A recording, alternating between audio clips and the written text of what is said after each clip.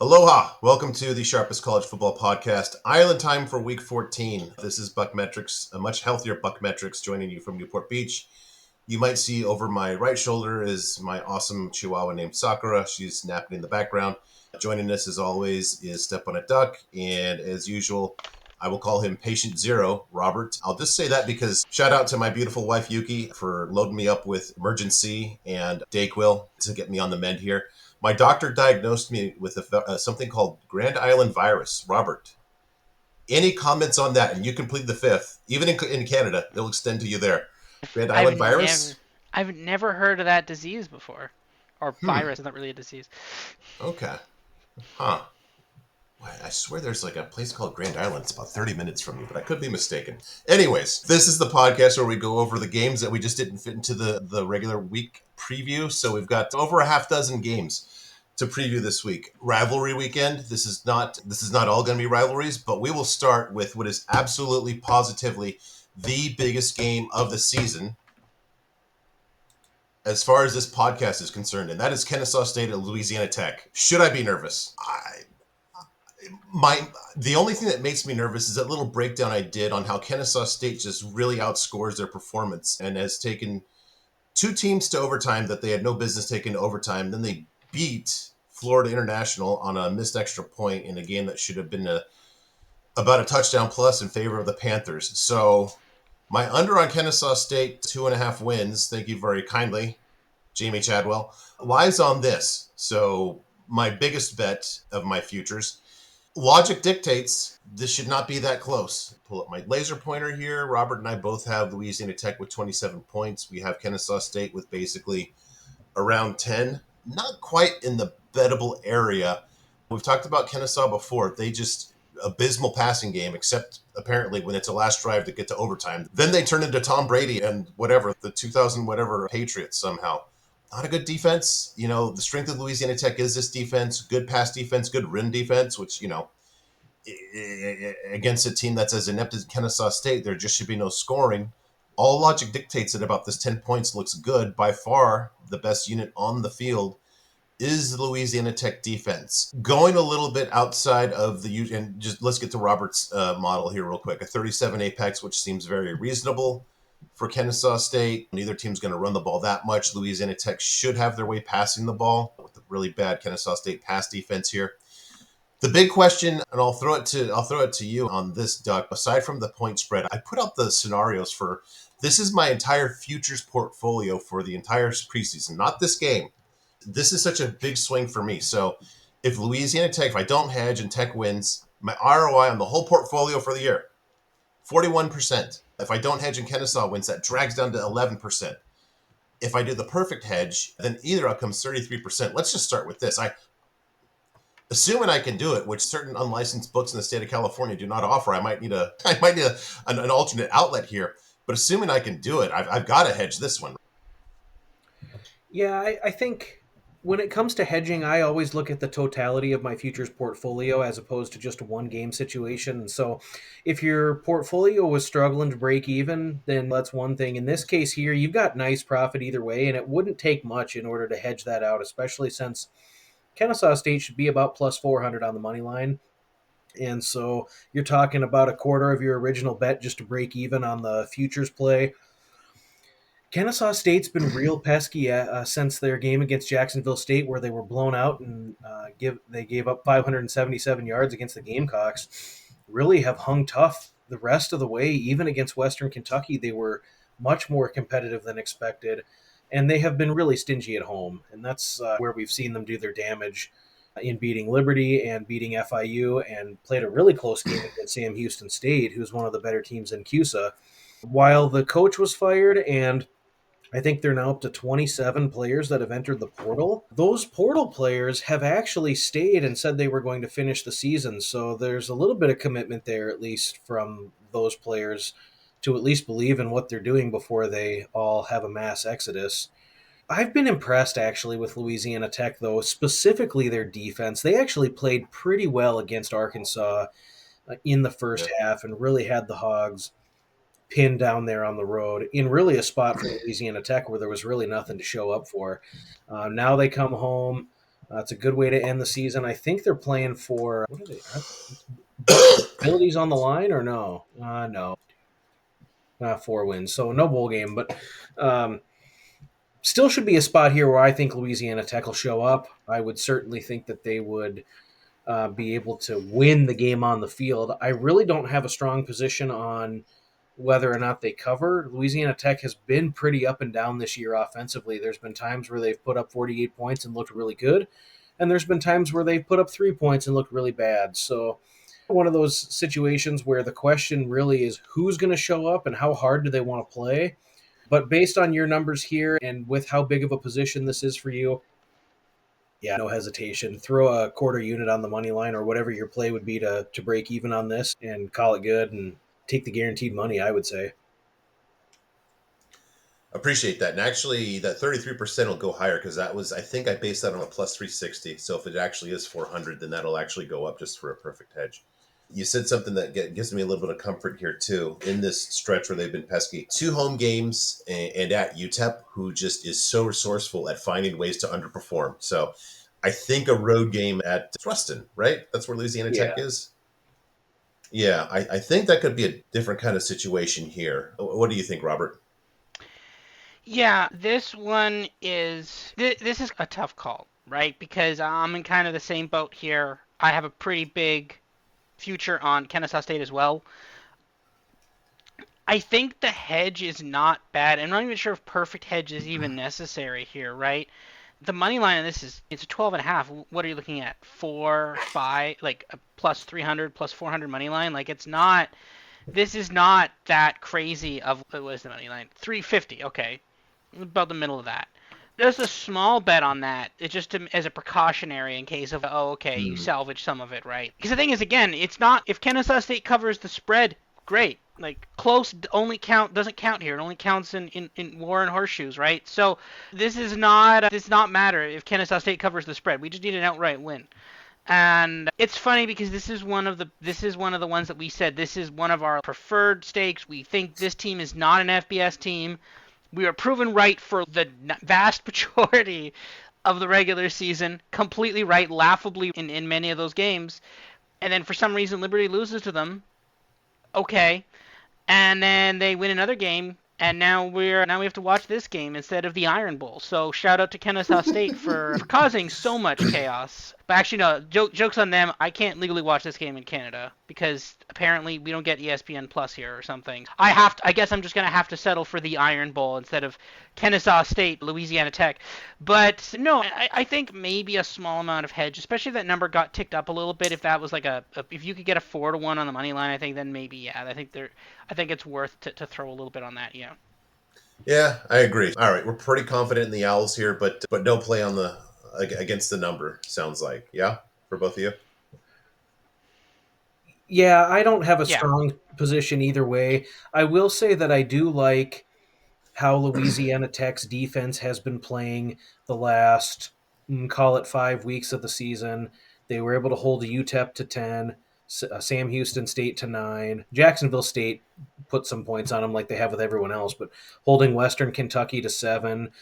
Louisiana Tech can really compete in the secondary, and so if Kennesaw is going to move the football here, they're going to have to do it on the ground. The pass game for Kennesaw State has been a little bit more improved recently, but they've been also playing a couple of really weaker defenses in the 2 out of the last 3 with UTEP and FIU. So I don't see the Owls having a ton of success here. If I had to make an alternative play outside of hedging on the regular season win future, I could see a Kennesaw State team total under 14 and a half. The Vegas implied here is about Hmm. 20, 27 to 15 or thereabouts. So probably see a Yeah. 14 and a half juiced. And I could see myself leaning that way with this one.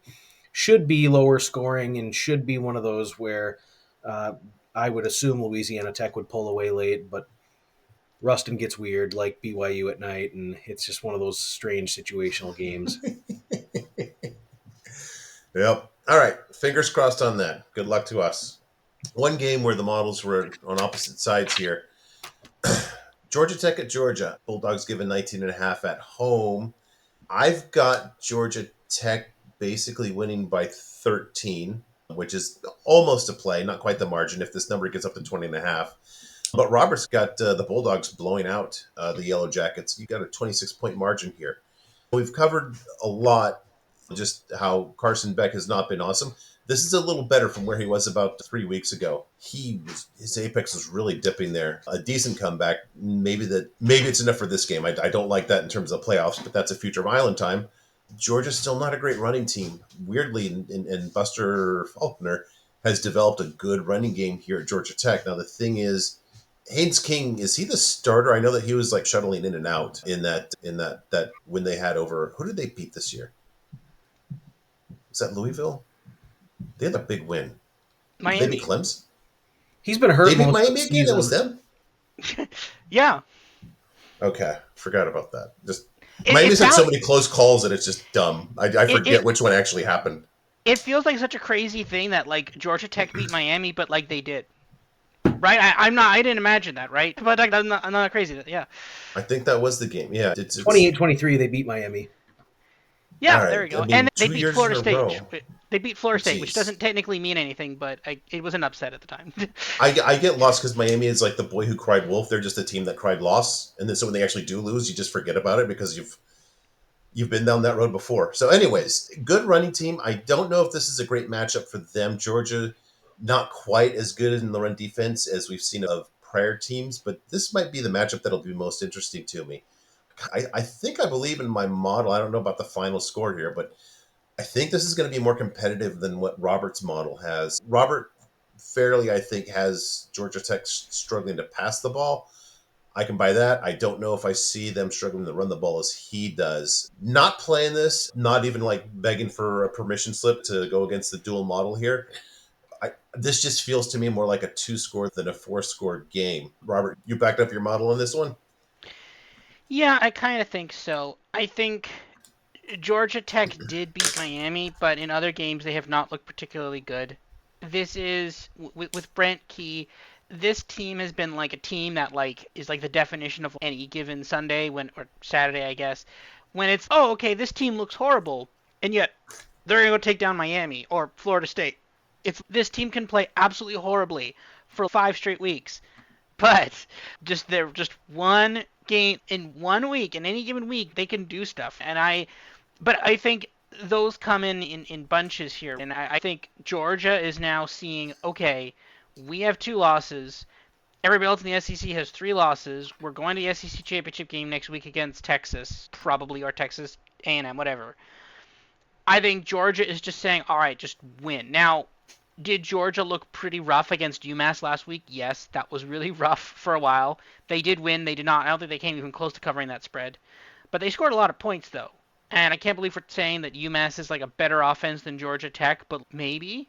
Or at least a comparable offense to Georgia Tech. So I think that if you're now going to Georgia Tech, if you're going to Georgia and you're saying, look, just win this game and then you're in, and then they just blow them out through a couple of quarters and then that's it. So I like the Georgia play here. Wow. All right, Duck, you gonna settle this one on one side or the other? Yeah, the metrics lean Georgia, and Georgia has. I give Georgia a pass on last week. It was a spot play off the big win against Tennessee, and we knew they weren't going to show up against UMass. A lot of people I know, including myself, liked UMass and all that 44.5 point spread. And I don't really have a lot of takeaways other than there was just really no reason to show up and blast UMass in that game. They certainly have bigger fish to fry, and they're really the big winners of the weekend because now they get to insert themselves right back into the SEC championship game and get to make amends for that loss against Ole Miss. My concern here is in this rivalry game situation, more often than not, Georgia Tech shows up. And so even when the spread has been huge, Georgia Tech can certainly hang around and give them a game. Now, what I saw last week for Georgia Tech that was very concerning is Haynes King, their starter, did try to give it a go. He's pretty accurate throwing the ball. He's also much more of a dual threat than a lot of the other quarterbacks that Georgia has faced, as Haynes King does. They like to run their quarterback quite a bit. But they gave him a go last Thursday night hosting NC State, and he just could not throw the ball. There was several series where they were running him and they were running the running back, Jamal Haynes, and then it would be 3rd and 2, and he couldn't throw the 5 yard out, or he couldn't hit the tight end in the flat, and he certainly couldn't throw it deep. So there was just no threat of a passing game with him in there.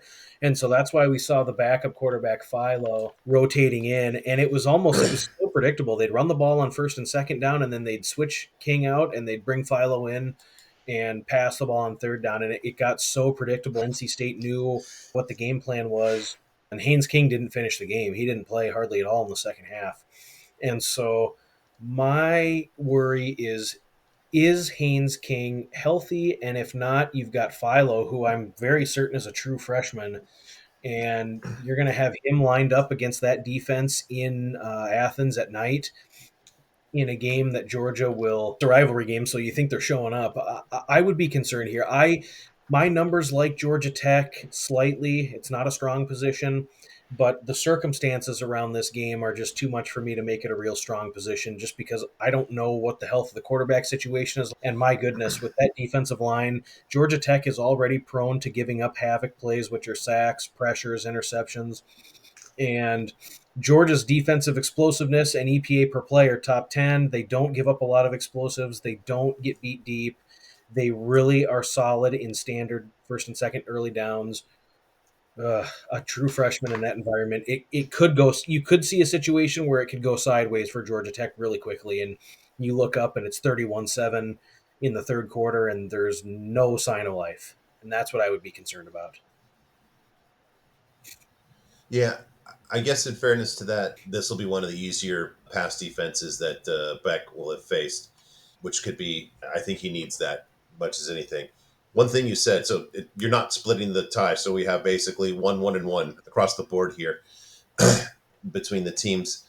One thing you said that really made me smile, maybe if only on the inside, because I remembered, I didn't remember which game it was until you pointed out it was against Miami, but at that game, King was injured. And if you look at the box score, basically for the second half, they were just bringing in Haynes King predictably to run and the other guy to pass. And it's just amazing that a team coached by Mario Cristobal did not catch on to that a predictable game scheme. Boy, I don't know. Just never cease to be amazed by Mario. The guy is amazing. Now he's looking at a first round bye too. Please, SMU, don't let that happen. All right, to the MAC. I don't know if I'm just missing something here, and this line refuses to move on the other side of a key number here. These teams are not even close or close to being close to each other. Ohio needs to win this one too, from what I understand, to make the title game. Only thing that I see that maybe sticks out, aside from just the obvious things down here, which is basically Ohio, good MAC team. Ball State, really not a good MAC team. Ball State, very bad defensive team. Ball State, when your defensive apex is 152 and you're a MAC team, again, this is one of my lifetime contributions, I hope, that lives on way beyond me. If you're that bad of a pass defense and you're in the MAC, you are indescribably bad. This just could get awful. The only thing I see that is two things. All right. Ball State, more explosive passing game. Fine. They can't run the ball, so I'll take that risk if I'm back in the Bobcats. The other thing is that Caden Somoza was on the bum list for a good chunk of October. He's played his way off, but it's not like he's played his way up to a 95 apex or something. He's still pretty grim numbers there. Robert, I need you just to rerun your numbers and get this a little closer to maybe 42 on the Ohio total so I can play this. I really want to back Ohio. So I don't know. I'm thinking, Duck, since you're not subject to all the strictures of the dual model conditions, is Ohio a play for you here? I certainly lean that way. I think Ohio, in all phases of the game, have significant advantages. Ball State didn't show up last week against Bowling Green. They have shown up a little bit this season and remain somewhat competitive against the weaker teams in the MAC. But after that crushing loss a couple of weeks ago against Buffalo, where they surrendered a 14-point lead in the last 3 minutes to send it to overtime, where they eventually lost. After that, the team has been significantly deflated. I put Ohio right up there with Bowling Green talent-wise, especially on defense. And when Ball State has faced some of the more premier defenses in the MAC, they've really struggled. If you're Ohio here, the game plan has to be to pound the ball. I'd be stunned if they don't run the ball 42 to 45 times in this one, secure the win, get out of there and punch their ticket to Detroit. And so I don't know if the Bobs are necessarily concerned with extending the margin, One thing that I can say is that I would suspect in the second half, if they do get up by 2 scores, they will play the field position game and salt this game away. I would presume that Ohio's defense is really locked in. The last 4 weeks, they've outscored Mac foes 37-8, and they only allowed 7 points last week at Toledo, 10 the week before against a pretty decent offense in Eastern Michigan. Eastern Michigan's not great at a lot of things, but pretty decent offense. And only 16 against Buffalo, who's been putting up some points the second half of the season. So their defense tells me the defense is locked in. They're only allowing 244 yards per game the last 4 weeks. They play exceptional on third down. The other thing in this particular game for me that's a big part of the handicap is the Ohio defensive front lives in the backfield. They've registered 26 sacks and 73 tackles for loss this season. I'm concerned if I'm Ball State, who has a really weak rushing offense, how are they going to protect the quarterback? They've given up a ton of pressure plays, surrendered 29 sacks, and I just don't see a path to success when you're only running the ball for, my goodness, 43 yards against Bowling Green and 51 yards against Miami of Ohio. That's a real indicator that they have 22 rushing attempts for 43 yards, and they'll probably be Yeah. 3 for 16 on third down. I took Ball Yeah. State's team total under 18 and a half. I think Ohio could likely win the game by 21-24. Could be 13, and they just really don't care. Tim Albin's a coach that doesn't necessarily seek out extending the margin, and they just run their 4-minute offense the last 12 minutes of the fourth quarter, and they're completely content with punting the ball instead of kicking a field goal or punching in that final score. But I just really do not see a real point of success for Ball State being able to extend the drives that'll be needed. Ohio's red zone defense has been really solid as well. Let me just grab the number here that I want to mention on their red zone defense. 28 red zone attempts, only 15 touchdowns surrendered, and they have held foes to 10 red zone field goals. So I could see if Ball State gets in the red zone 3 times, they're probably kicking 2 field goals.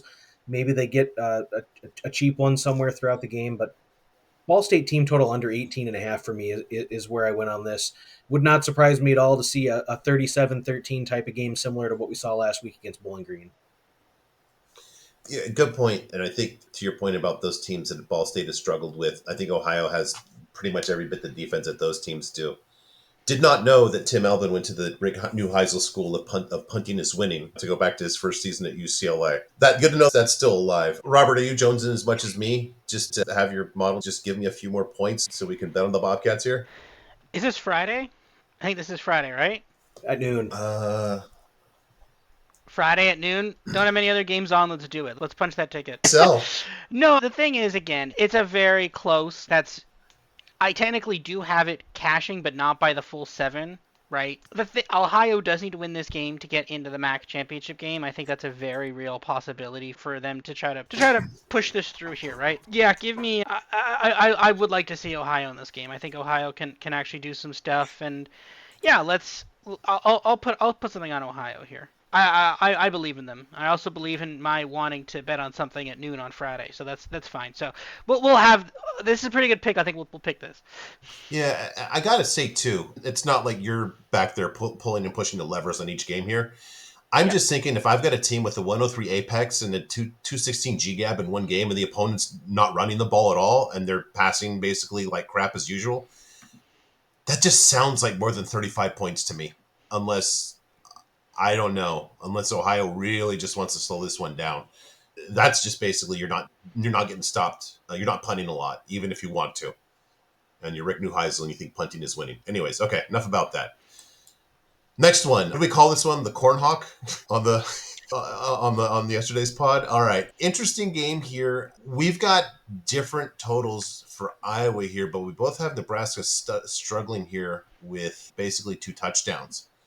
Now, that last game where Nebraska basically put up 44 on Wisconsin, I want to get rid of this and this and this because I think game 2 of Dana Holgerson is a much more accurate representation of what he can do than game 1 on the road against a sound but not particularly talented USC defense with a really good DC in Danton Lynn. I'm fearful of reading too much into that. As Dana Holgerson, I want to make some joke about the periodic table of elements and how he's not really a stable guy, but I'm not a chemist and I'm not smart enough. But he's very volatile, let's say. He runs hot and cold, just like the South Carolina offense. Our model's basically, my model has this basically a 2-touchdown game. The point spread is different than that. Robert, you've got this a 1-touchdown game. This is not like me. I want to just toss everything and just say this is a completely different Nebraska team. But I don't want to just use one game as a data point against, I don't know if I call Wisconsin struggling, but basically Wisconsin far from the best version of themselves. This game is just interesting to me. I don't even know what to expect of the Nebraska offense. I think I don't have a play here as much as I just wanted to figure out what you guys think about this one. But I guess I'll just start heading off to you, Robert, with this. I think Nebraska scores considerably more than 14 points at Iowa, and I say it out loud, and I almost don't want to finish the sentence. I don't know. I'm torn here. What do you think, just starting with the Nebraska offense? What do you expect here? This one is weird. One hand, I'd love nothing more than to just go up there, and this is Friday night. This is Black Friday night game. Once you're done competing in the annual Black Friday Bloodsport, no, I'm just kidding. We all shop online now. But once you're done with that, sit down and you can watch this game. A part of me just wants to say, all right, Nebraska, we love this team. We're going to ride this team out. But this Iowa team is like sneakily not bad. And I say sneakily because obviously they've gone to the Big Ten championship game in the last 2 seasons. But like a lot of people underestimate this Iowa team. And I would love to see Nebraska win this game. Nebraska winning this game would excise, I think, 6 demons from their program. I think if they win this game, I'd love to see Nebraska win this game. But the problem is now it's up to 5.5 now. But that actually makes it less bettable from our model standpoint. And I'd love to see Nebraska win this game. Absolutely would love to see them win this game. I'd love to see Dylan Raiola do great.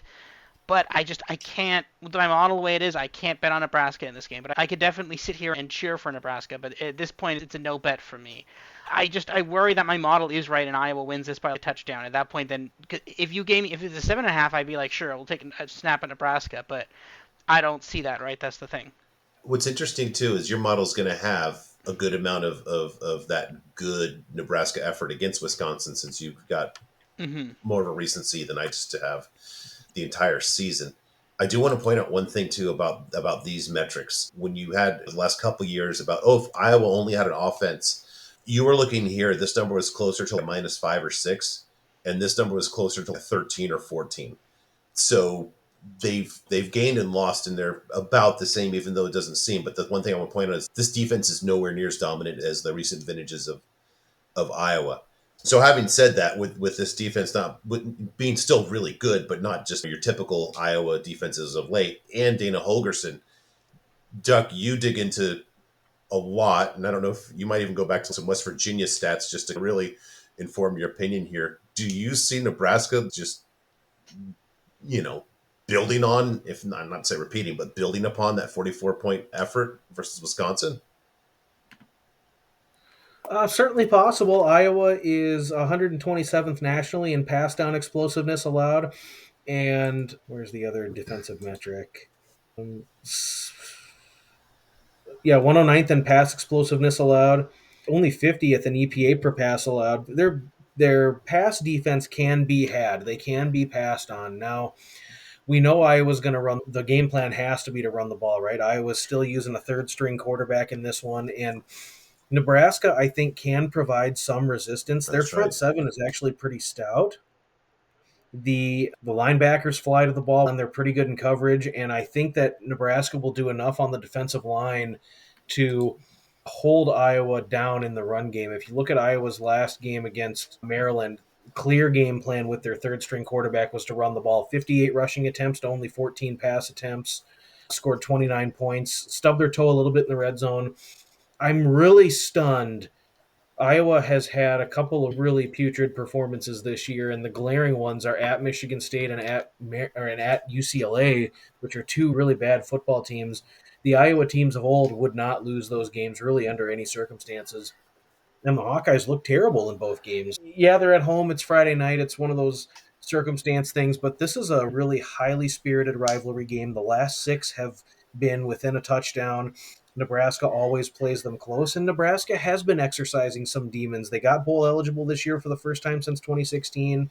They're really starting to turn over a new leaf on offense. Part of that is going to be Dana will build something here. I like what they did against Wisconsin. I honestly I like what they did against USC on the road a couple of weeks ago. I thought their offense looked fine. It was defensively that they couldn't get off the field. But there's not going to be that sort of threat that USC provided that Iowa was able to provide. Uh, I just feel Hmm. like this game, like every year, this is going to be a field goal game. This is going to be 27-24, or probably not this year, 24-21 type of game. Line is now 5.5. I took Nebraska, and I feel like there's really, in a situation where this is really 50-50, I don't see a lot of advantages for Iowa when they're rolling out a third string quarterback. We'll do a little bit on offense to ensure that they get their guy, Caleb Johnson, the ball. But even the Nebraska run defense has performed really well the last 4 weeks. And I think that they'll provide enough resistance to at least make it difficult on Iowa. I don't have a lot of confidence that they are going to be able to sustain drives by converting on third down. So if this ends up getting away from Nebraska, it will be the story of their season the last 6 or 7 years, which would be interceptions, red zone turnovers, and costly mistakes, which they have done well this year to avoid. So I'm I like Nebraska. Call me what it is, but I like Nebraska in this one. I think I might have thrown this out there and talked myself into just a zero point 0.1 unit money line play on Nebraska. You brought up something I'd forgotten about this, and thank you for bringing this up because I don't know if I mentioned it specifically before this game, but I've mentioned once or twice through the season that UCLA's run defense is sneaky good, not dominant, but sneaky good and very much beyond functional. And I think they're not as good as this, which makes me think that Nebraska might have their way, and you could see something of a repeat of those struggles that Iowa had at the Rose Bowl at home. I might just, yeah, I'm going to, especially if it's Friday afternoon and I'm looking at cooking dinner and want to have a little bit of rooting interest while I'm chopping up my vegetables and all that stuff. I might just do a money line bet, money line bet on Nebraska on there. That could be a fun little bet.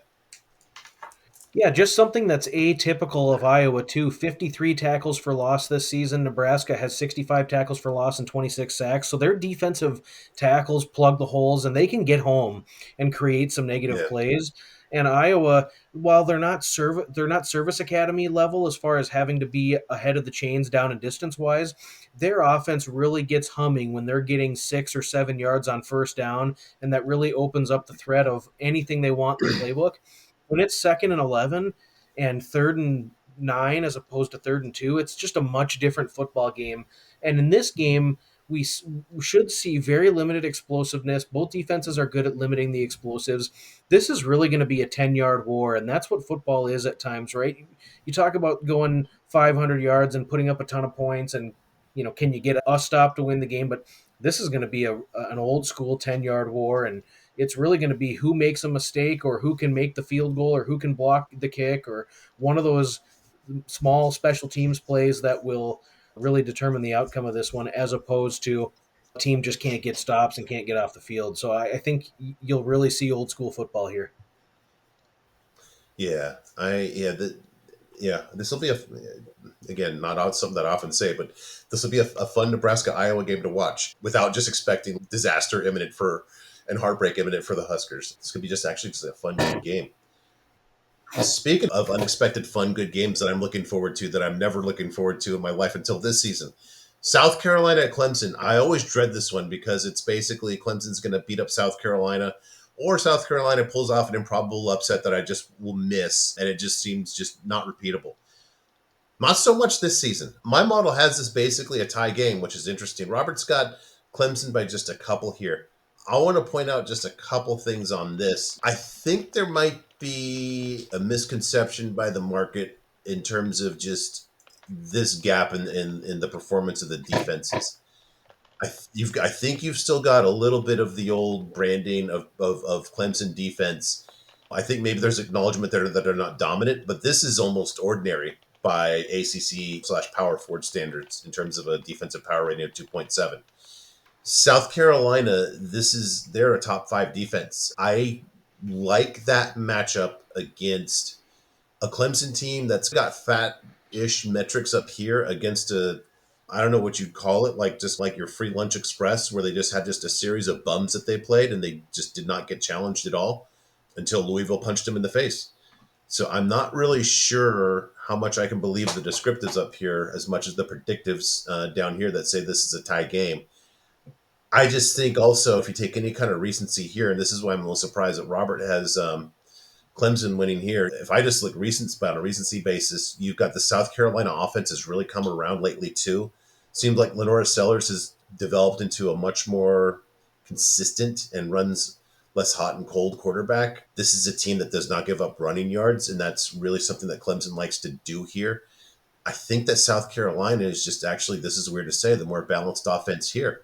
They're both about in the same range in terms of passing explosiveness. So I've got it a tie game. I guess technically that means the Gamecocks are the play, but everything that's an intangible, I think, just goes in the South Carolina column here under them. Um, Robert, we've been kind of Clemson skeptics throughout the season, and we've come around on South Carolina, especially their defense earlier. Are you gonna what? You agree with your model here that Clemson actually pulls this out? For me, this is me saying too close to call, right? We have no real way to know which one is gonna pull this out. I think seeing this number, I think I would still take South Carolina here. I'm not taking Clemson. I think South Carolina is the better team. And I think that now that there wasn't really this big of a logjam before, but now that there is very clearly a huge logjam with, like, before you had Alabama and Ole Miss as the 2-loss teams, and then South Carolina was sitting there as a 3-loss team. But now, guess what? Now they all have 3 losses, and this is the thing, right? And we don't know exactly how the committee would react to South Carolina beating Clemson. It's technically a non-conference, actually road game, relatively close road game, but it's against a highly ranked team. It's a better game than Auburn will have this week. It's a better game. It's a better opponent than Auburn will have this week, or a better opponent than Ole Miss will have this week. And I think they're not that. I think South Carolina is not that far behind Alabama and Ole Miss at this point. So if South Carolina were to win this game, there are questions of should they be ranked ahead of Alabama or Ole Miss. Now, will that happen? No, that's not how this works. We all understand that's not how college football works. But should they be? Yes. So no, I do South Carolina in this game. I think that theoretically, South Carolina has everything to play for in this game, and I think that if South Carolina were to win this game, I think maybe there's a chance they could be in the playoff here. I know it sounds crazy, but maybe you never know, right? You never, yeah. That last week, just anything's possible after that last week. Who knows what's going to happen this week? Doug, let me go to you and just I'll start out the discussion. But with this, I see by far the dominant unit that's on the field at any point in time is the Gamecocks defense. Do you think that is enough to get them a win here straight up? It's going to be really close, right? To me, it feels like a major under game.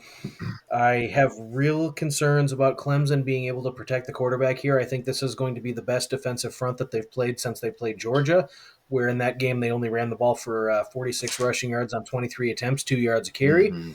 And we're only 4 of 13 on third down, so I could see something similar playing out here. South Carolina has 39 sacks on the season and 81 TFLs. And so they're going to get home and they're going to get in the backfield and they're going to create some pressure on Klubnik. And we've seen Klubnik the last 2 seasons, not just 2 games or 1 game or 3 games, but over 2 seasons has really struggled when you pressure him. And so I could see that sort of scenario playing out. How are they going to block Kennard and Stewart and TJ Sanders and guys like that who get home with multiple, double-digit sack seasons? I just feel like the personnel for South Carolina on defense is going to keep them in it. Now, the concern for South Carolina is how are they going to perform on offense, as they are a team that has surrendered some negative plays. They've surrendered 36 sacks this season and countless tackles for loss as well. So you could see both defenses really showing out here, especially early in this one. It's an important game for both teams. Even though it's not a conference game that's going to count for any conference implications, this is just national implications all the way around. I think South Carolina actually has the more impressive resume up to this point, as they've really only played the one bad game against Ole Miss. You're talking about a 2-point loss at Alabama and a 3-point loss against LSU. You're 5 points away from being a one-loss team and squarely in the not only the college football playoff mix, but a bye week scenario as being a top 4 ranked team, and certainly have to be kicking themselves because against LSU they had the lead with a minute and a half left and blew it, and against Alabama they had numerous chances in that game, actually led the game in the fourth quarter, and just couldn't hold on either way. So I like South Carolina in this game, but I could see both defenses really causing problems, especially early on in this one where the offenses might lean on the run game a little more and call it a little bit more conservatively. First half over under should be 25 or 24 and a half or something of that nature. And I would go under in this one, especially in the first half in a game that'll be really highly contested. You could see punt, field goal punt in the first quarter. I like first half under, and I like South Carolina to be right there. I'm not going to say one way or another if South Carolina is assuredly going to win the game, but I think that they'll be in the game in the fourth quarter with a chance to win. I think it'll be lower scoring. I like your score predictions. I'd go first half under. Yeah, excuse me there. I will just tell you firsthand, as somebody who's gotten burned by this, just be prepared to be disappointed when the under doesn't hit because of some stupid pick six or like a weird special teams touchdown by involving South Carolina. That's the first thing. The other thing I just want to mention is I can really forgive that bad loss to Mississippi because I think that was when Kiffin put his team on like the we have to blow everybody out now jihad, and it was just that was the start of a different Ole Miss team until basically they just insisted on losing that game somehow to Florida. They lost to the absolute best version of Ole Miss. That seems a lot more forgivable than like what Alabama did against Oklahoma. Just One two different things that I see there. Yeah, go ahead. one last thing that I want to point out that is somewhat concerning. So last week, Clemson played against the Citadel, and I'm sure we're not familiar with Citadel, but they play in the Southern Conference, and they were really a middling Southern Conference team this year who really did very little offensively, and they don't have a lot of explosive personnel.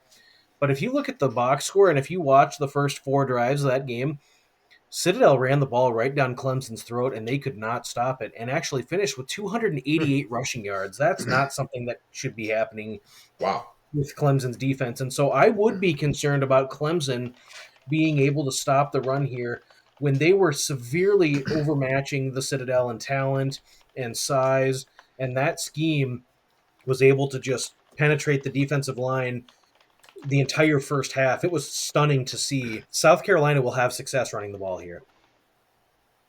Interesting. Good information. Yeah, can we watch this one or is this up against something else? I'm just curious about that. I should have known this before, but let me see here. That's a morning game on for us here. All right. Yeah, that's got clearance there. Although, no, it's going against this game right here. Michigan and Ohio State. Although I think that the South Carolina game will be a lot more competitive than that. Based on our models here, we both have Michigan with a robust 1 touchdown. Robert's got Sharon Moore going for 2, maybe on the early score, just kind of set the tone like the old Chip Kelly teams and Mark Helfrich teams. I've got Ohio State basically with a touchdown more than what Robert has. Clearly, the determinant here is just Michigan's just really bad offense. Did they improve against Northwestern? Sure. That's what everybody does when you play Northwestern, right? You get better on offense or just in general. I look at this matchup right here. You've got, I think Ohio State was my top defense this week. They finally passed Texas. Or no, Texas is still the top defense, but this is a really good defense. All season they've been good. I can't see I can't see really Michigan getting into double digits right here. I agree with our models on that. Michigan decent running game, but when you pass the ball like this, you need to do better than the 79 GGAP per game. And this is a team, Ohio State, that does not give up rushing yards at all. Even Roberts muddled, he gets to the 8 points with Michigan with just a 19 GGAP for the game. That's rough. That's really rough. Clearance here to bet. Again, thank you kindly, Robert. Maybe you can rerun your model, push some levers, and make this a bettable game. I'd be surprised if Michigan covers here. I'll just start with that. Yeah, this one is interesting for me as well. I think we both agree there's not a ton of hope here for Michigan in this game. I think both models are very clear on that. Yours has less hope than mine.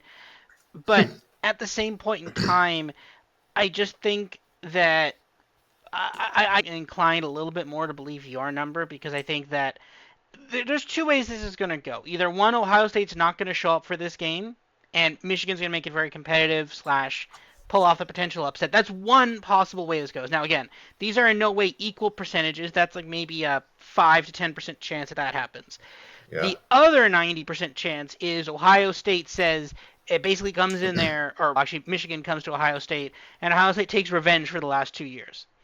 And at that point, then I don't see Ohio State scoring less than 40, right? And that's the thing. Now, my model does not factor in revenge. It does not have a bloodlust for revenge in the model. That's something for next year, maybe. Maybe that's something for next year. But no, I don't know if Ryan Day is going to do that. I will say, though, that Ryan Day has Oregon next week.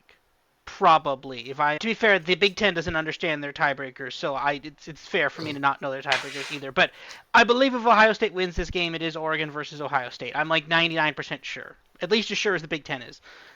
Could you imagine Indiana being like, no, actually, we won? And they show some weird path how that actually Yeah. are.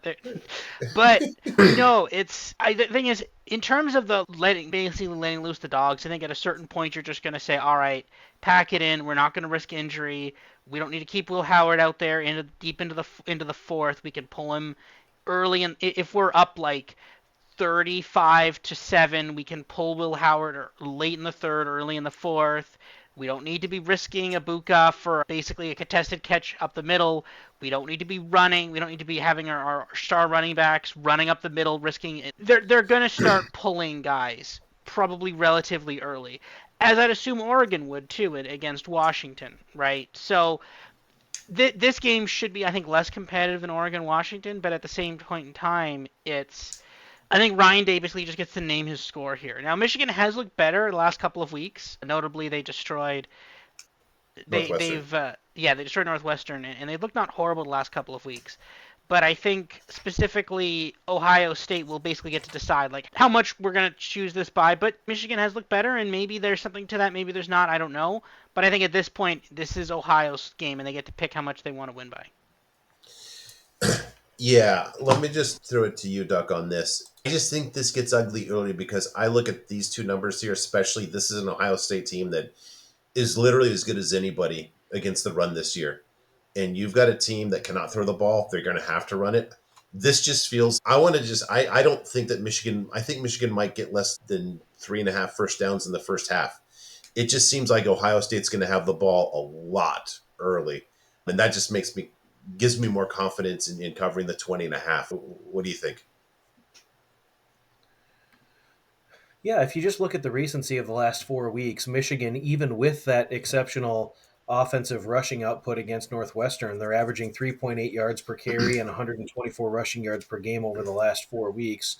Ohio State only allows 90 rushing yards per game and has only allowed 88 the last 4 weeks. Last three opponents for Ohio State have rushed all for under 100 yards, and they're giving up 2 yards per carry the last 3 weeks aggregate. That includes the game against Indiana, where that Indiana offense was completely shut down. Now, I think Ohio State could also struggle to move the ball a tad, right? Michigan's defense has not been garbage. It's played pretty well for the majority of the season, but the offensive numbers have been so bad. And even though quarterback Davis Warren completed 26 out of 35 passes last week, only 2 of those pass completions were deemed explosive, which would be 20 yards or more. And the downfield passing has just been completely non existent. So without the threat of the downfield passing game, the game plan for Ohio State obviously is going to stuff the box on first and second down and then force you to throw it. And I just don't think Michigan's receivers are going to be able to create separation and get open against Ohio State's coverage unit. I just don't see that happening. You got a team in conference play that's only allowing 166 passing yards per game, and that factors in a 341 effort at Oregon. What could Michigan pass for here? 125 yards? Like you had said, it's like they're going to be lucky to achieve 10 first downs. It's going to be a lot of 3-and-outs. It's going to be a lot of Ohio State possessing the football. Now, in the second half, it could just be run, bleed the clock, play some field position, win by 3 touchdowns. I do not see a path to Michigan scoring a lot of points here. And Ohio State in the red zone this year, 9 touchdowns surrendered out of 25 attempts. And so you even may move it into the 20-yard line area and get into scoring position, and you're only going to score a touchdown a third of the time. And they forced a lot of red zone turnovers and stopped on downs. And so there's not a real clear path to Michigan scoring a lot of points here, which would lead me to take Ohio State to cover the number. It would not surprise me if it's 35-7. It wouldn't surprise me if it's 38-7, and even that doesn't seem exuberant. 52-7 would be exuberant, but 38-7, 31-7 are all scores that are certainly within the realm of normalcy. The only thing that would really shock me is if Michigan were to punch a couple cheap ones in early, go up 14-0, and then Ohio State has to battle back. I just don't see any path to anything of that nature happening based on the defensive personnel for Ohio State, and then just the inept offensive personnel for Michigan. They just don't have the horses to compete here. And yeah, this is going to be a real tough one. Michigan's really up against it here. I would lay the points with Ohio State. Yeah. Now, you said something controversial, so I want to give you a chance to correct the record. Are you telling me that the Michigan passing game is not as good as Oregon's? Did I hear you correctly on that? Correct. Okay. All right. And to that point, I'd be interested. Those red zone numbers are really informative for Ohio State. I would like to see those if you take out the Oregon game. They might just be like light-bendingly fearsome in terms of what they do in the red zone against mere mortal offenses like Michigan's, for example. Yeah, let's do it here. Give me less than 90 seconds, and I'll have those numbers for you quick. Okay. I guess, and on that topic, while he's doing that, Robert, are you looking forward to the rematch against Ohio State, if that's what it comes to? It will be a very interesting game. That game was crazy, right? A 1-point game. That one was on the West Coast. This one would Yeah. obviously be on the East Coast. So, although not a home game for Ohio State, a lot closer to a home game than for Oregon. So, like the thing is, I'm not really concerned that much about that game. I think it's going to be a close game either way. But I would say that this is last year as an Oregon fan going into the Pac-12 championship game. It was like we have to win this game. If not, we're not going. Yeah. And then we did. So we won, Yeah. we lost, and then we didn't go. But now, if we lose, we're definitely still going. Like our only loss is would be to an Ohio State team that's possibly the number one team. There's no way. It's a lot less pressure this time. That was an agonizing defeat last year in the Pac-12 championship game. This year we lose. All right, cool, whatever. We just don't get a bye now. And an easier path at the number 5 spot than number 1, as we've said. All right, Yeah. You got that together, Duck?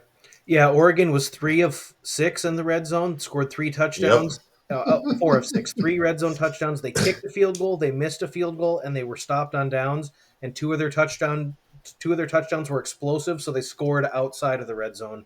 But they were 3 of 6 in the red zone. So even that is impressive red zone defense to force a field goal, force a missed field goal, and then stop on down. So red zone defense is lights out. Yeah. All right. Thank you for doing that. Appreciate it. Speaking of the Ducks, weird 18.5-point favorite margin here. Not a line that you see every day. Have been sneakily bullish on Washington, but these power ratings have just sank a little bit, but steadily week after week, basically for the latter half of the season. Did make that change. What's his name? Rogers had a really good apex at the start of the season. That's sank. They actually changed quarterbacks. You've got an Oregon team that passes the ball better, more efficiently, more explosively. You've got a better running game here by Oregon. The pass defenses, this is interesting, are pretty comparable. I think Washington's pass defense just really gets overlooked quite a bit. Oregon a bit better against the run. Oregon, I've said, they're just a really well-balanced team. Washington is too, but Oregon just more. I think the most interesting thing about this is I have respect for Jed Fish, but I think there's a world of difference in coaching a rivalry game against Jed Fish versus coaching a rivalry game against Jonathan Smith or Kalen DeBoer. I've got this just an 11-point game. Robert's got this 13 somehow. We don't have the Ducks covering, but I think that's because this is not Oregon as, I'm not going to say Oregon is not as good as the market thinks. I think that basically Washington is better, at least by my model, than the market thinks. Washington has a lot of stupid losses. The other thing I'll say, and this isn't in your number either, Robert, is Washington has found a way to lose a lot of points on the board through special teams. You don't bake that into your numbers, and neither do I. And especially in a big spot like this. It wouldn't surprise me if there's just some kind of dumb gift that gives Oregon a free touchdown here. So I think I don't. I'm just going to have to add that in there. Just those two factors. There's a special team stupidity and the coaching difference here. And I think that Oregon covers, but I'm not gonna play this. What do you think, Robert? Yeah, we talk about Michigan, Ohio State, the revenge angle. There's also a revenge angle in this one as well, too. But then the exact same angles in the last one, too, right? Okay, yeah. A triple Oregon can revenge here. Yeah, Oregon can 100% blame Washington for not going to the college football playoff last year. Just Michigan can as well. They lost to them twice by, I believe, a field goal. But no, they won the first time by a field goal. I think the second time by a touchdown. There's that angle to it. But then the third angle to it here is the fact that it's the exact same incentive as Ohio State. Okay, yeah, we could go crush our rivals and we could feel better about ourselves. Or we could not do that and then be rested for next week when we play Ohio State, right? Yeah, yeah, So true. it's this is the thing. I will say Washington has been very rough this year. They have not looked great, but at the same time, Oregon has been underperforming the last couple of weeks. Not a lot and not every game, but they have been underperforming a little bit. If you ask me for a lean here, I think 18.5 is a lot of points, especially in a game like this. Hmm. That is a lot of points in a rivalry game that you don't really you could lose this game and not have many basically many issues at all. So no, I don't hate a play on Washington here on the spread. I think Washington could keep this relatively close. Yeah, and I guess this is one of those things that I don't really try to play because it's really conjecture about something I think. But I can tell you that it seems to me that something I've noticed is that Lanning really takes his foot off the pedal in the second half of games once he's up by two or three scores. And while he, while I'm sure he wants to beat Washington, and some part of him would probably like to beat him by 50, it just he's not on his best day. He's not, or his most motivated day. He's not run it up Dan. Remember when they even just absolutely crushed Colorado a couple seasons last season? That was all in the first half. I think they actually played the second half to a tie somehow, and that's just Lanning. Like he once he's got the game in hand, it's not like old Barry Switzer. It's let's see if we can score 70 today, guys. Um, so that's the other thing that's an interesting dynamic here. Mixed. I've got mixed signals here, and you make a good point about they don't even need to win this game. So really tricky here. What do you think, Duck? It's a lot of points, and there's definitely some path here for Washington to compete. Both teams play exceptionally slow. Washington is 94th in pace, Oregon 78th. So you think about the high flying games between these two teams that we've had in prior years, and this game probably will not be that way. Washington defensively is 32nd in defensive success rate. They're 17th in EPA per play surrendered. They're 25th in defensive finishing drives. And they're 5th in EPA per pass defensively. So the defense is quite underrated and is a fairly solid unit Yeah. per the metrics and should be able to provide some resistance here against an Oregon offense that has been unimpressive, like you guys had alluded to, especially in the second half when they've built comfortable leads against Michigan, Maryland, Illinois, even Purdue. The list goes on and on. They really haven't gone for the kill shot time in and time out, and they're really just content with winning games. Some coaches, the adage is that they know the margin, they know the spread, and they're going to want to try to cover for the constituents, and that's just not Lanning. He doesn't really do that, and they'll take knees at the goal line and all that other stuff. You've got a couple of those different things. Also, Oregon defensively, they can be beat with explosives. They're 114th in standard down explosiveness allowed, 120th in EPA per rush on defense. Washington is 21st in that metric offensively. So there is a path here that UW should be able to run the ball on this defense and possess the ball, and maybe they play some keep away and keep this game close through the third quarter. Wouldn't surprise me at all for Oregon to pull away and win by 15 or so, but I think 18 and a half. It's actually 19 and a half now. It seems like a spot where Washington will definitely show up. And Oregon, all they really need to do is just win the game, and they're not going to move down. They'll be in the Big Ten championship game either way. This is one where the Ducks will win, but I wouldn't be surprised at all if this game's a tight game in the fourth quarter. As Yeah, long as the special teams gaffes and the really egregious bonehead plays can be avoided, which have single-handedly cost Washington 2 games this year. yeah. Thank you for reminding me of that. That Rutgers game was just an all-timer. Unbelievable. Interesting. I'm going to propose something to you before we close this one out. Since you sometimes, I say, what do you like on the side here? And you give me a team total.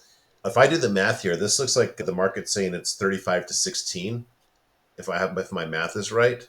Yeah, 35-16. That adds up to 51. Robert and I both have Washington 5 points, 6 points ahead of that. Any thoughts on Washington team total over if that's it? If the total is 16? Does that seem enticing? Yeah, again, sometimes they do some funny stuff with those. So you might get 17.5 juice to the under, which would not be as appealing. But at 15.5 or 16, yeah, I would take a stab at the over on that. Okay. Could And also I see don't, you know, that. Go ahead. if the Oregon team total is 35.5 or 36. They've only scored 40 points once this year, so it's not one of those games where they're Really? well, yeah, and that was at Oregon State in a severely overmatched spot. Otherwise, it's been 34, 31, 32, 35, 38s, and then 16 last week. They're not punching out the 40s. But yeah, I mean, there is something there about that second half conservative nature and kind of holding a little bit back there, keeping some bullets in the chamber. I'm going to You look know and what see that if I sounds can. like, Robert? That sounds like basically like almost an intentional version of the UCF thing, where once they kind of mail it in the second half, they're almost just dragging. They're dragging down their point total, but they have all these explosives in the first half, which are still just giving them credit on offense, rightfully. So maybe this 8.5, if they actually try for a full game Yeah. on offense, maybe they're actually like a 10 or 11. It's interesting. I don't know. But talk to your guy Dan Lanning. Tell him to play a full game for once. Come on, this is getting ridiculous. He only did it one time against Ohio State, and he Yeah. scored what 33 against a really good defense too, which is interesting. All right, 10 last team game total 14 and of a half minus 120. interesting. Okay, yeah, we bid at Island Time. We beat Aloha to the regular season with New Mexico at Hawaii. Good call by Duck to ask to add this one, just for the storyline and a half. I guess I'll say on this one. New Mexico playing for a bowl bid, which is awesome considering how bad they were. Basically, the last whatever you want to say seasons, especially if you take out the Bryant Vincent of last season. It was just awful there for years and years. It would be awesome to see them get to a bowl game. I think that I would be very excited for these players if they got a bowl bid. I think this is the ideal lower bowl team in that you've got a truly explosive, like objectively explosive quarterback in Devin Dampier, and you have a defense that can't tackle Duck and Robert. So it's going to be points galore. This now, I was on Hawaii before the season, and I look pretty silly right now for doing that. The good news here, if we're just pulling for New Mexico, which I think might be the sentiment here, Robert's got this one handily. I unfortunately have this as a tie game. Now, I don't know. Hawaii just seems to. I don't know. They lost some tough teams earlier. Now they're just losing. Period. Not even to tough teams. So I don't know if I like Robert's margin here, but I do think New Mexico has it. New Mexico's got a lot more recency too, which I think is reflected in Robert's number here. Hawaii's offense has been such a dud all season that I could definitely see this 18 as bad and forgiving as the New Mexico defense has been, and really just not showing too many signs of life, except when it counted against Washington State. I don't know. Last game, but this won't be on TV, so no reason to play it. That's a shame. Are we sure this isn't on TV? That really sucks. If so, Oh no, this let's would look be this on up. the. Oh no, this would be on the No, sports app thing. Yeah, this will be on Spectrum sports Sports, app. and I you don't can have that. watch the game for free on your phone or your tablet by downloading the Team One Oh, Sports app. okay. Free stream, Free legal plug. stream. Our first almost Yep. sponsor here. Yeah, I think if you live in Hawaii though, you cannot for it's weirdly geo-gated where if you live in Hawaii, you don't get it for free, but if you live literally anywhere else where the vast majority of people live, then it's free.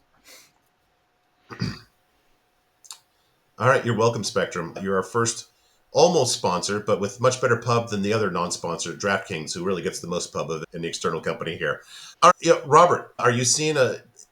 I don't know. Hey, it was a home game, but we both double fisted when it came to New Mexico against Washington State, although we were getting 13 and a half here. But this is a very different kind of team at Hawaii. You liking the Lobos here? Yeah, I mean, my model does. My model loves them a lot here.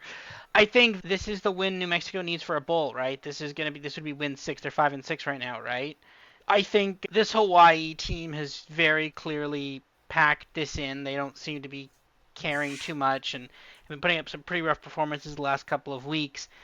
Conversely, this New Mexico team is amped. They took down Washington State, a team they theoretically had no business beat or being even remotely competitive with based on preseason rankings and everything like that, and they took them down. No, I love the Lobos here. Give me New Mexico. They get to a bowl game, and this is going to be a fun. That's going to be a fun bowl game to watch at 3 o'clock on a random holiday in the middle between Christmas and New Year's. Yeah, and if I wanted to say the other side of this, if they lost this game, they would be looking at missing a bowl bid that I think basically any kind of objective nerd fan like us would want to see on the strength of losing to Hawaii, a team that's given up for more or less, bookended with that horrible deflating loss against an FCS team in week 0. What a way to lose a bowl bid. My God, we can't have that happen, can we, Duck? It was really unfortunate the way they lost. Now, Montana State is the best team in FCS. They're the number one ranked team in FCS playoffs, and they're a very sound football team. Unfortunately, New Mexico was up 31-14 going into the fourth quarter before a 21-0 stretch the other way caused them to blow it. It was really more unfortunate the way they lost that game. I'm willing to give them a free pass there. New Mexico, very competitive all season. You look at game in and game out, covering spreads, winning games, finding a way to battle back. Really only one stinker at Colorado State. And then they got the outright upset win last week against Washington State to keep the bowl chances alive. Now, the defense is rough. You can't really sugarcoat the metrics, and the team has really struggled to get stops this year while allowing um, 484 yards per game. It's no secret the defense is really the Achilles heel for this team. The offense has been dynamic and explosive with Devin Dampier, who seems to just dazzle teams every single week on the ground and through the air. And they have really solid receivers that can catch the football over the middle and just make tough contested catches on third down. I like everything about what New Mexico is building. It's a shame that Dampier probably won't be around much longer in Albuquerque because I'm sure he'll be snatched up via the portal like all the other good players happen to be. But for this season, certainly 100% full steam ahead on making a bowl game. Hawaii really, it was a discouraging performance a couple weeks ago against Utah State in a game they seemingly packed it in and quit very early. The defense had no resistance against the run, could not stop anything. Back-to-back games now giving up 500 yards against UNLV and Utah State. The real concern for Hawaii is offensively, they have just really sputtered. You would think you get so accustomed to Hawaii running the run and shoot and throwing the ball around and doing all this stuff on offense. Not so this year. They have really had an Achilles heel on offense. Only 105th in offensive success rate, 127th nationally in explosiveness, and they allow a ton of havoc. And their quarterback, Braden Shager, is injured. He was in a cast as of this morning, and it's very possible he's not playing in this game for Hawaii. And so they're going to get their backups some reps this week in practice. But this is real concerning if I'm Hawaii. Now, they do the whole pomp and circumstance thing with the senior day, and there's a big spirited thing with Hawaii with their last game of the season. So there's could be some juices flowing for a while with them, but this one here is all about the circumstance with New Mexico. They're a better football team. They're much better on offense. They match up well against the Hawaii defense. Should be high scoring. Each team should be in the 30s, but New Mexico is going to win this football game by more than a field goal to cover the number and to clinch a bowl berth. All right.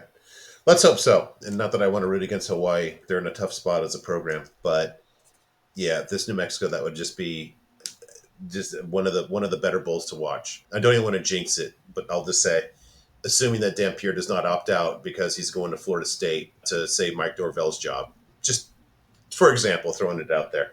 All right, gentlemen, that is it for Island Time. That is it for Island Time in the regular season.